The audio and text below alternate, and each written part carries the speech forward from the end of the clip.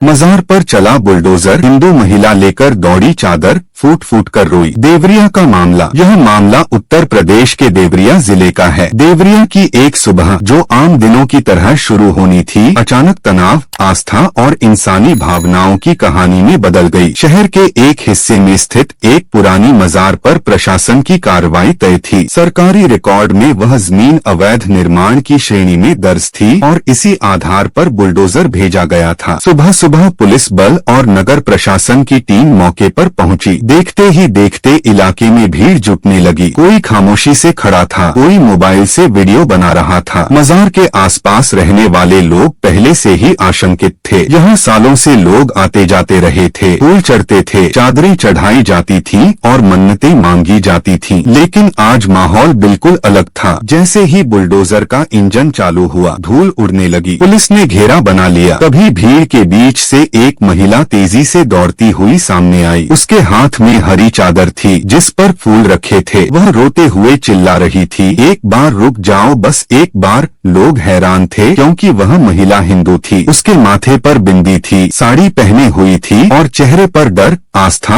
और जिद एक साथ झलक रही थी। पुलिस ने उसे रोकने की कोशिश की, लेकिन वह किसी तरह आगे बढ़ गई और मजार के पास पहुंचकर वहीं बैठ गई। उसने चादर को अपने सीने से लगा लिया और फूट फूट कर रोने लगी। वहां मौजूद लोग सन्न रह गए। देवरिया की सड़कों ने ऐसा दृश्य पहले बहुत कम देखा था। एक हिंदू महिला मजार बचाने की गुहार लगाती हुई। महिला रोते रोते कहने लगी कि इस मजार से उसकी जिंदगी जुड़ी है। उसने बताया कि कई साल पहले उसके घर में हालात बहुत खराब थे। पति बेरोजगार था, बच्चे बीमार रहते थे और घर में रोज झगड़े होते थे। किसी जानने वाले ने उसे इस मजार के बारे में बताया। वह यहाँ आई, चुपचाप दुआ मांगी और मन्नत मानी। उसके बाद हालात धीरे धीरे बदलने लगे। पति को काम मिला, घर में शांति लौटी। तभी से वह हर महीने यहाँ चादर चढ़ाने आती थी। उसकी बातें सुनकर कुछ पल के लिए प्रशासन भी असमंजस में पड़ गया। बुलडोजर को रोक दिया गया। अफसरों ने महिला को समझाने की कोशिश की कि यह कार्रवाई कानून के तहत हो रही है, लेकिन महिला बार बार यही कह रही थी कि मैं कानून के खिलाफ नहीं हूँ, बस मेरी दुआ पूरी होने दो। भीड़ में खड़े कई लोगों की आंखें नम हो गईं। कुछ लोगों ने महिला का समर्थन किया तो कुछ ने कहा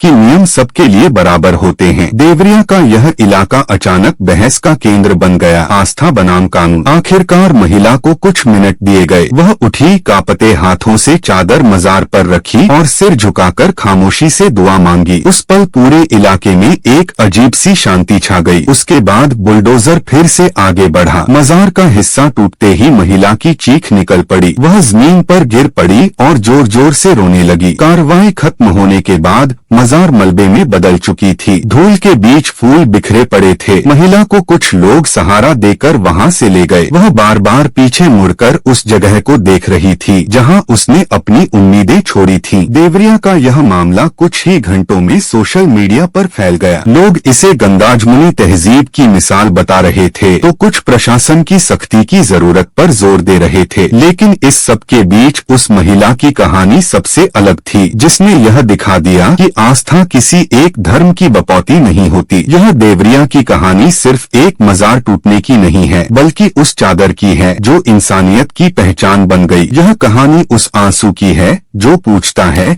कि क्या विकास और कानून के बीच कहीं इंसान की भावना खो तो नहीं जाती। और शायद यह कहानी लंबे समय तक देवरिया के लोगों के दिलों में गूंजती रहेगी। शाम गहराने लगी थी, धूप पूरी तरह ढल चुकी थी और देवरिया की उस जगह पर अब सन्नाटा पसरा था जहां कुछ घंटे पहले तक भीड़, शोर और आंसुओं का सैलाब था। मलबे के ढेर के पास पुलिस की गाड़ियां खड़ी थीं, लेकिन लोग धीरे धीरे अपने घरों की ओर लौट चुके थे। सिर्फ कुछ टूटे हुए पत्थर, बिखरे फूल और धूल में दबी चादर के धागे रह गए थे जो उस सुबह की गवाही दे रहे थे। हिंदू महिला, जिसे लोग अब सिर्फ चादर वाली औरत कहने लगे थे, अपने घर पहुंच तो गई थी, लेकिन उसका मन वहीं अटका हुआ था। वह बार बार पानी पीती, फिर भी उसका गला सूखा रहता। आंखें सूजी हुई थीं और सिर में अजीब सी भारीपन था। मोहल्ले की कुछ महिलाएं उसके पास आईं। किसी ने कहा, तूने बहुत हिम्मत दिखाई, तो किसी ने डर के मारे फुसफुसाकर कहा, अब कहीं मुसीबत न आ जाए। वह चुप रही। उसके पास कहने को कुछ नहीं था, क्योंकि जो कहना था वह वहाँ मजार के पास कह चुकी थी। रात होते होते सोशल मीडिया पर वीडियो और तस्वीरें और तेजी से फैलने लगी। टीवी चैनलों पर बहस शुरू हो गई। कोई इसे कानून का सही इस्तेमाल बता रहा था तो कोई इसे इंसानियत की हार। महिला का रोता हुआ चेहरा हर स्क्रीन पर था। उसके आंसू अब निजी नहीं रहे थे, वे सार्वजनिक बहस का हिस्सा बन चुके थे। अगले दिन सुबह जब वह उठी तो दरवाजे पर कुछ लोग खड़े थे, कुछ पत्रकार, कुछ स्थानीय नेता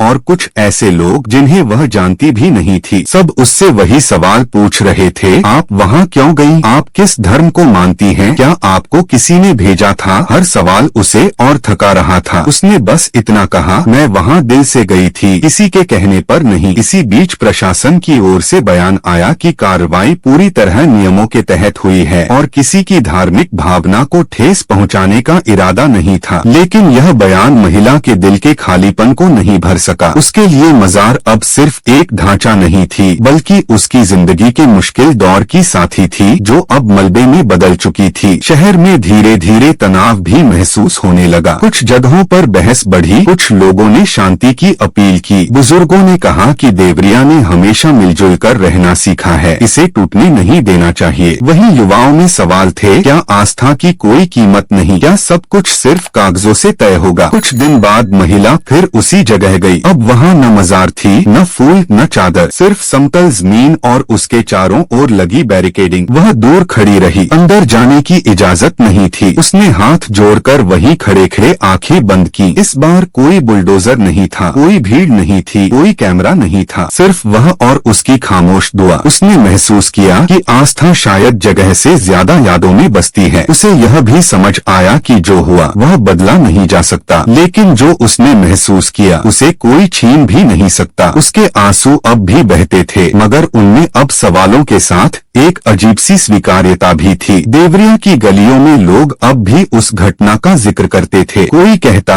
वह औरत इंसानियत की मिसाल है, तो कोई कहता यह सब नहीं होना चाहिए था। लेकिन समय धीरे धीरे आगे बढ़ रहा था। मलबा हटा दिया गया, सड़क साफ कर दी गई, जैसे कुछ हुआ ही न हो। फिर भी जिन लोगों ने उस दिन वह दृश्य देखा था, उनके मन में वह हमेशा जिंदा रहेगा। एक बुलडोजर के सामने खड़ी एक औरत, हाथ में चादर और आंखों में बेइंतहा आंसू। शायद आने वाले वक्त में यह कहानी बार बार सुनाई जाएगी, अलग अलग अंदाज में, और हर बार यह सवाल छोड़ जाएगी कि कानून और इंसान के दिल के बीच की दूरी क्या कभी पूरी तरह खत्म हो पाएगी।